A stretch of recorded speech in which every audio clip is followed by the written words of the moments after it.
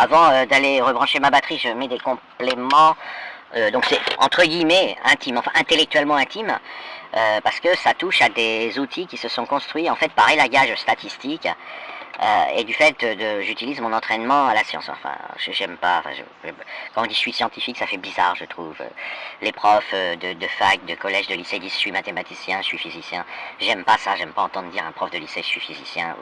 Peu importe. Bon, à la fac, ça, c'est plus justifié, mais bon, peu importe. En tout cas, on est entraîné. On a un entraînement et pour ce qui me concerne, voilà.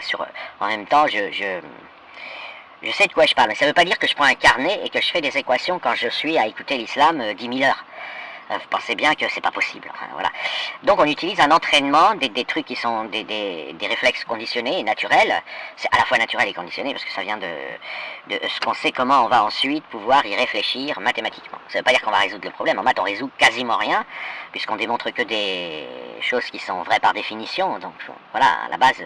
Mais on va avoir une approche. Et quand j'ai fait la vidéo précédente, moi j'avais en tête des souvenirs dont j'ai pas parlé dans la vidéo parce que qui me permettent de construire à toute vitesse ensuite une théorie robuste. Alors robuste, ça veut dire si on la reformule autrement, elle continue de dire la même chose, et donc elle est assez fiable, elle tient, elle est, voilà, vous n'allez pas la changer en changeant les mots, enfin, facilement, disons, voilà.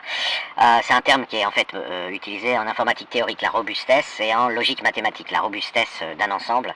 Par exemple, l'ensemble des fonctions récursives, il peut être défini de plein de manières différentes. C'est l'ensemble des ensembles récursivement énumérables aussi. Ce sont des ensembles robustes, qui sont très très importants pour la science. Et là, moi, j'avais en tête en fait que quand je fais la récupération de vidéos pour faire mes tests, enfin, j'en ai déjà parlé dans d'autres vidéos, donc Dieu a créé les Juifs à son image. Un des indices dont je me suis servi, c'est que j'ai croisé plein de feugettes, donc je récupère des vidéos TikTok, principalement, parce que la résolution sur TikTok est bien meilleure que sur Twitter, sur YouTube, etc. Et je vais pas sur Instagram et Snapchat, c'est chiant. Voilà, TikTok au moins c'est pas fait pour parler, c'est fait pour poser son diplôme. Vous voyez, vous arrivez, vous dansez, vous avez les vêtements les plus chers ou les plus beaux, enfin bref, vous faites votre prestation, vous repartez, vous envoyez de messages privés à personne, personne vous en envoie, et la résolution graphique est bonne, voilà. Et donc quand je récupérais, j'ai une bonne dizaine ou peut-être vingtaine de milliers de vidéos qui me permettent de faire mes tests, Dieu a créé les Juifs à son image, je me rappelle que, et ça c'est personnel, donc je vais devoir prendre un peu de temps ensuite pour expliquer comment je l'intègre, il y a pas mal de feugettes dont les visages me faisaient penser à Jean-Jacques Goldman, à Georges Descrières, qui était l'acteur d'ailleurs, il paraît qu'il n'était pas content du tout d'être emprisonné dans Arsène Lupin et dans la série, il aurait voulu avoir une autre carrière, mais bon, c'est une autre affaire, qui me rappelait le visage de Georges Descrières. Alors, après, il faut regarder, je vais prendre le temps de le faire, je pourrais pas le faire aujourd'hui, ni même peut-être dans la semaine, mais j'ai noté qu'il faut que je le fasse. Vous avez des catégories qui envoient des messages, des catégories de visages qui envoient des messages. Par exemple, Michel Sardou, Jean-Jacques Goldman et Georges Descrières envoient le même message. Alors il est abstrait, on peut donner une définition approximative en utilisant les maths et se rendre compte, comme font les intelligences artificielles, on utilise les mêmes outils que ce qui a permis de construire les intelligences artificielles, qui en gros c'est basé sur la théorie des sondages, mais après je ne vais pas rentrer dans les détails. Et donc je suis allé investiguer d'abord pourquoi j'avais pensé ça, donc ça j'ai trouvé, je ne vais pas en parler dans la vidéo, c'est pas compliqué, c'est des traits de visage, quoi, c'est des familles de morphologie, ça, et je rappelle que tous les goûts sont dans la nature, avec bon, il y a la courbe est irrégulière, il y a des inégalités, il y a des gens qui ont du succès, il y a des gens qui n'en ont pas, mais c'est une fonction qui n'est pas constante, c'est-à-dire, et vous pouvez le voir très bien, les Miss France sont des physiques quelconques, pour moi par exemple elles ont des physiques quelconques, et pour quelqu'un d'autre elles vont être super belles, et pour quelqu'un d'autre elles vont même être moches, enfin en tout cas pas terribles. Après elles respectent les critères, mais je veux dire, donc je fais pas de hiérarchie.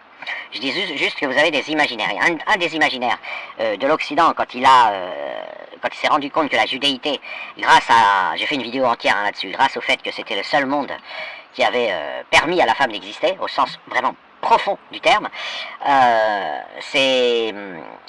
avez une féminisation qui s'est faite doucement des paradigmes. Et ça a été accompagné de la sécularisation des religions, pas de la faute des hommes, mais de la faute des religions qui ont... voilà, il y a une opposition entre les religions et les femmes. C'est ce qui disqualifie d'ailleurs les religions. Et dont l'islam est l'ambassadeur absolu, et dont le christianisme est entre deux eaux. Et voilà, il a son Dieu, c'est Jésus-Christ, c'est une femme parfaite dans un corps d'homme, j'en ai déjà parlé, enfin bref. Et donc c'était plus facile pour le christianisme, d'une certaine manière, d'accepter que des femmes avec que des visages féminins soient portés par des mecs virils. Bon, encore que dire que Jean-Jacques Goldman est viril, je pense que ça fera pas l'unanimité, Michel Sardou peut-être un peu plus. Et vous avez une évolution comme ça, qui permet de faire des classifications qui sont grossières, hein, qui ne sont pas du tout d'une science exacte, mais qui permet, qui font que tous les mots rapportant à des cogitations profondes sont féminins, hein, la science, la logique, la mathématique, la physique, la chimie, la biologie, l'histoire, la géographie, l'archéologie, la psychologie, la psychiatrie, la vérité, vous pouvez y aller, enfin bref. Voilà, après il faut faire un peu d'investigation, mais le féminin a été la libre pensée à un moment donné. Voilà, l'Occident, le problème c'est qu'il c'était pas natif en Occident. L'Occident était très con avec les femmes, il les a refusées, et il les refuse encore partiellement, hein, même pas dans les lois, mais il les refuse encore dans les réflexes. La judéité a donc préservé les femmes, et du coup ça fait, j'ai des correspondants parfois juifs qui me disent ouais mais moi j'apprécie pas les juifs, c'est des garçons manqués, blablabla. J'ai eu tous des discours de quelques juifs au cours de ma vie me qualifiant les juifs de garçons manqués. Ce qui a été un élément qui m'a aidé en fait dans mon enquête, parce que je suis allé du coup, moi j'ai connu des juifs dans ma vie, mais pas un échantillon suffisant. Et puis c'est par Romy Schneider quand, voilà, vous dites où est le garçon manqué chez Romy Schneider, vous le voyez un peu mieux chez Nathalie Portman et chez Gal Gadot, mais bon, il a fallu que je pouvais pas me contenter de 10 personnes, il a fallu que j'en étudie 10 000, et je confirme que la femme, enfin la juive, n'a aucun problème d'existence en tant que femme, ça n'existe pas dans son, voilà, elle est même pas au courant, et d'ailleurs les hommes juifs non plus ne le sont pas. Ils savent pas quel goût ça a, un monde où la femme est rabaissée. Donc du coup ça s'est construit un peu autrement, à côté d'un monde qui traitait la femme de manière plus ou moins partiellement comme un animal domestique, ou comme un enfant sous tutelle, et ça a transparu dans les morphologies.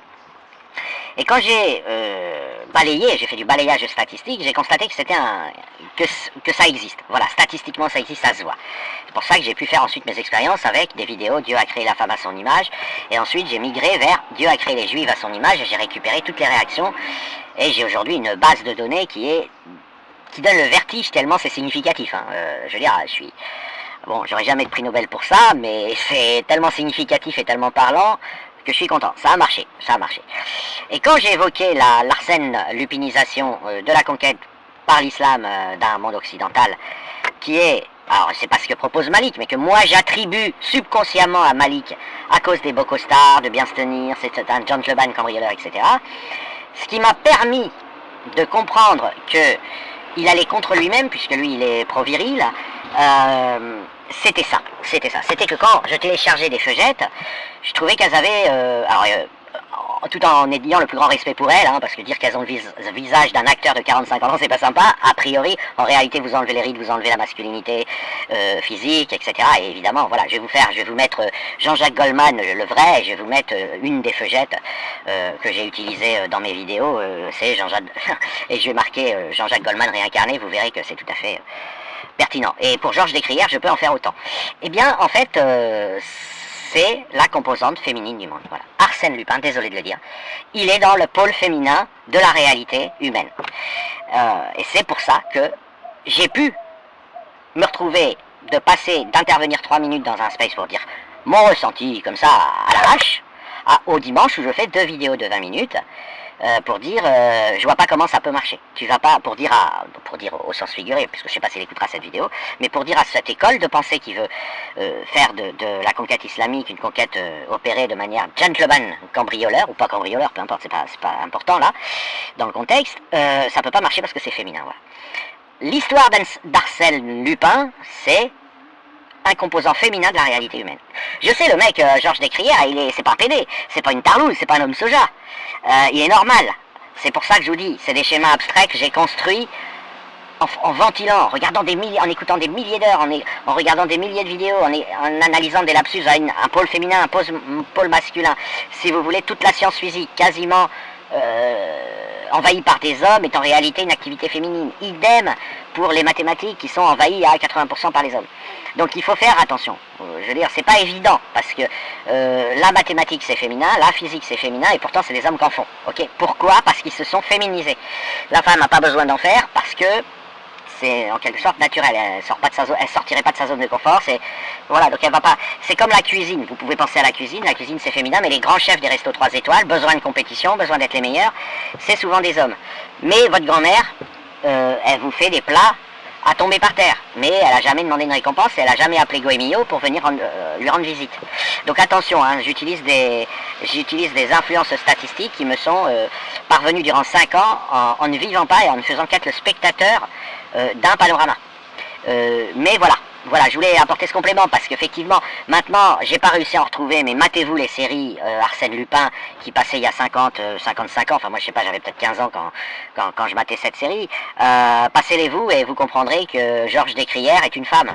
Et oui, comme Jésus-Christ, c'est la même femme, enfin c'est un voleur gentleman, mais il est une femme dans ce processus. Il apporte toute la féminité. Et tout le paradigme féminin à l'histoire d'un voleur. Et évidemment, les habitudes ont fait qu'ils ont mis un acteur, un mec avec une tête de feuge.